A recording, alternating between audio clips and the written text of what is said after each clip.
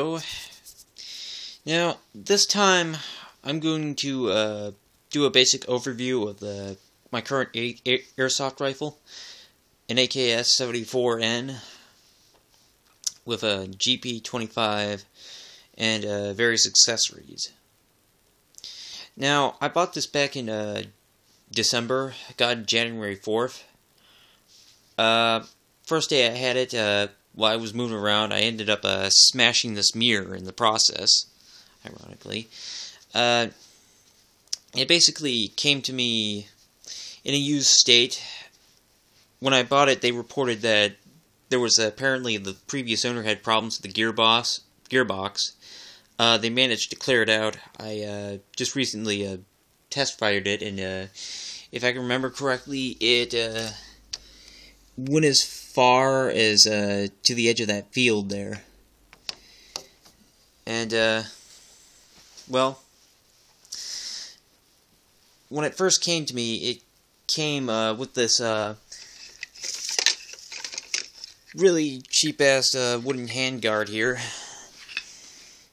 that I did some modifications with, entered in ventilation grooves here myself. Basically this really cheap wood. And it also came with this pistol grip, which was originally black. This is a D-Boys model, to be precise. And since of January, I have been adding to it. The first thing I got was this handguard, which I remember. It was apparently, if I can remember correctly, it was a ICS handguard, which I had to do a whole lot of modification. It is a bit split in the middle since it like somehow isn't quite large enough to fit the D-Boys, but I did make my way through. It required a little duct tape to fit a bit more securely in here, sadly. This is the original mag that came with it. And these are just a few examples. These are 3 examples of the mags that I do currently have. This one is basically Bakelite, which I basically, as we call it in Red Alliance, Fake-alighted. Basically took some wood stain and sealant to make it look like actual Bakelite. This is one of the second pairs of mags I got. This is basically just black. I had to file that down so it would fit in the rifle. And this is the newest one, Plum. And here I have various mags taped together in a jungle style with blue electrical tape that I bought at a hardware store. This is the bayonet. It's a Bulgarian copy, but it's pretty close to the Ishmash.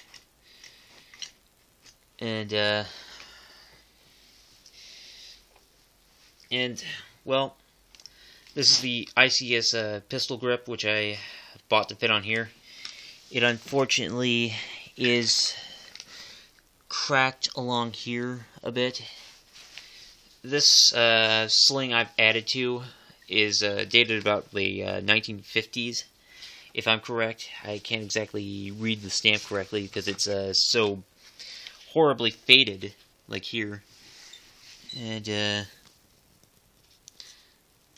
I can just barely make the year out, and I think it's 1955. This is a 2000s dated tourniquet with the blood smock or medical kit, whatever they called it, tucked in here. I've got it basically held in by the pins, hanging over the edge here. Here is the recoil pad for the GP-25 grenade launcher, and here is the launcher itself. It doesn't exactly fit quite snug on there. It has a tendency to shake around, and occasionally I have to hold it together with like a zip ties, black ones. And I'm going to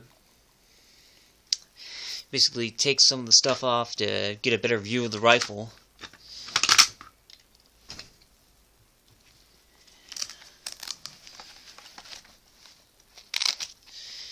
Recoil pad off. tourniquet. As many of you will know about these about this habit of wrapping the tourniquet around the rifle, it was started around Afghanistan for troops who they basically did this to have easier access to a tourniquet and bleeding smock.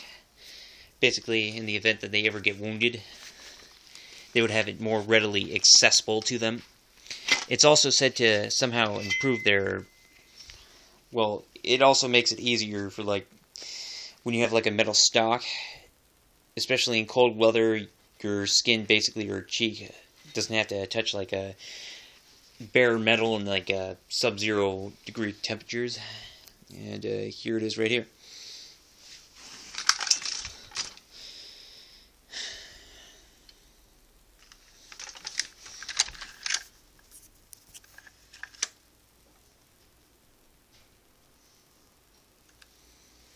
Good detail on the rifle. Here's the rail. It doesn't look like I can attach like a sight or anything on it for the time being.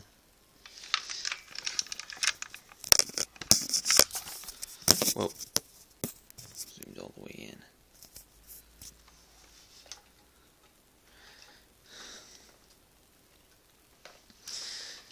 Let's fold this up.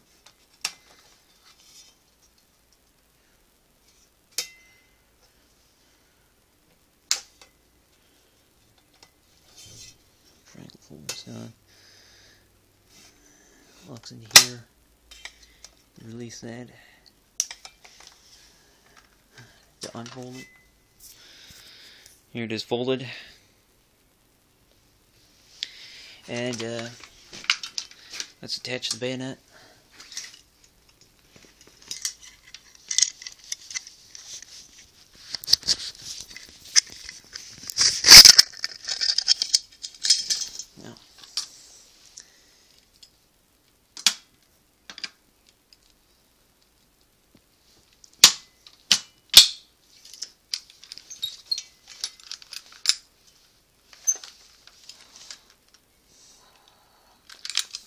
And release this to remove the bayonet.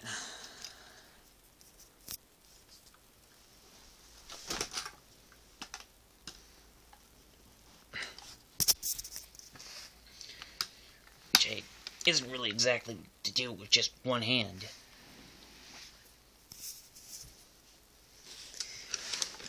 Well, here's a second look. And, well, there's my rifle. And, I think that will be all.